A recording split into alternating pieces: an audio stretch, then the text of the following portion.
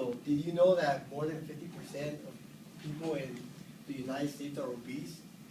And according to the Center of Disease Control, or the CDC, also known as the CDC, more than 1/3 of the adult population is obese, and the statistic for that is 35.7. And for children and adolescents, it is more 17%. So, like recently within our community, we have seen many individuals, mostly children and teens, that are more indoors. Like some reasons for that would be because of the environment they're exposed to, and this may play a role into why obesity has continued growing as an epidemic. And as a member of society, I just want to say that obesity, the reason why I have seen many different types of people, like of different ages, eating really unhealthy foods, as well as not being outside doing any exercise as it was before in the 1990s, 1980s. But the increase of them being indoors have caused children and teens to become obese. So like within my speech, like obesity is an ongoing epidemic, and understanding the health problem it causes, it makes us think how we should change our lives to living healthier ones. Like first, I'm going to share some background on obesity, like how obesity is defined, and the health concerns that it gives to us. Second, what are the two main causes that cause obesity?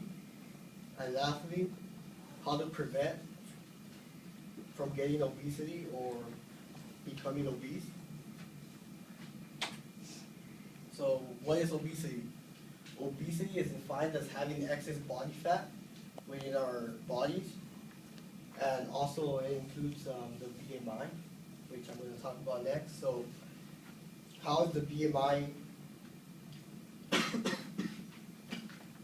So, how is obesity determined? And one of these ways you can determine whether you are obese or not is the body mass index, also known as the BMI. The BMI is known as a body mass index. It is defined as a person's weight in kilograms divided by the square feet of height in meters. And this is used within our society to determine whether adults or children are obese.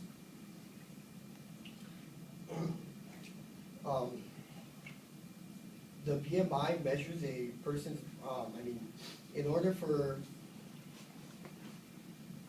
children to be diagnosed as obese, they have to fit a certain requirement, and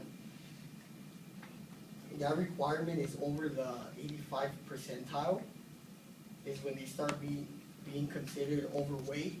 But once you reach into the 95th percentile, it kind of starts fitting into you are already obese, or even morbidly obese, which is far worse than just regular obese. And you can kind of see this in our society when you see really overweight young children that are like the age of 6 or 8. For adults, people who have the BMI of 25 and to 29.9, they're considered overweight, while having a BMI of 30 or higher is considered obese.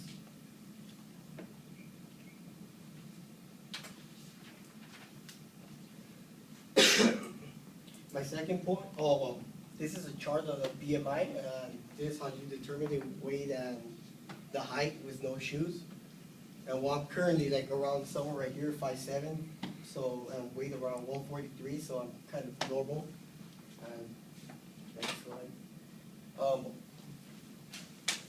Two things that obesity can cause, the health problems that obesity can cause are type 2 diabetes, several types of cancer, high blood pressure, cholesterol, breathing problems such as sleep apnea, asthma, joint problems for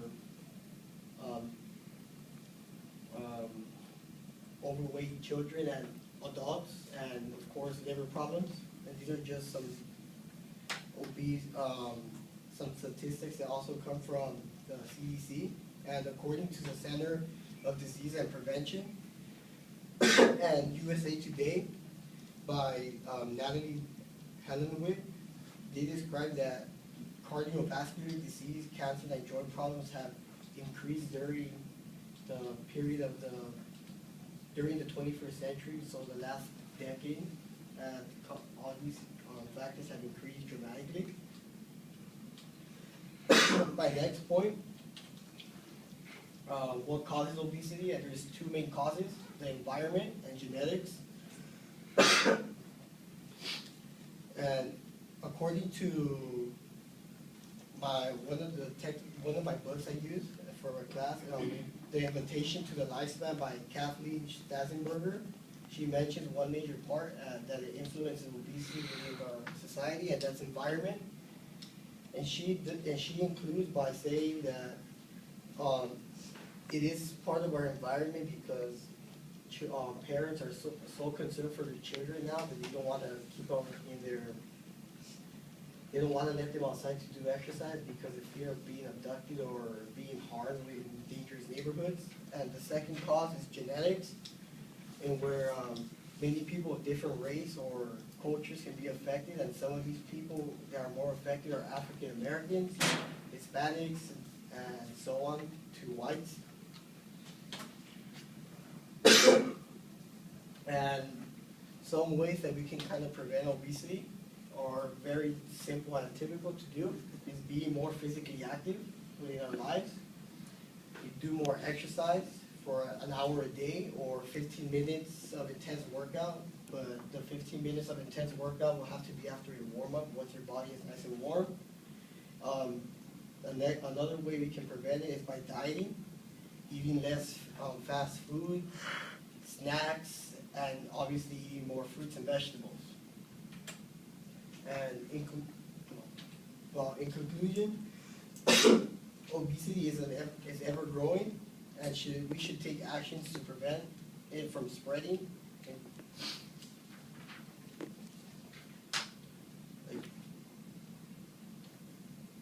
First, I described what obesity is and the harms it causes to people and our society.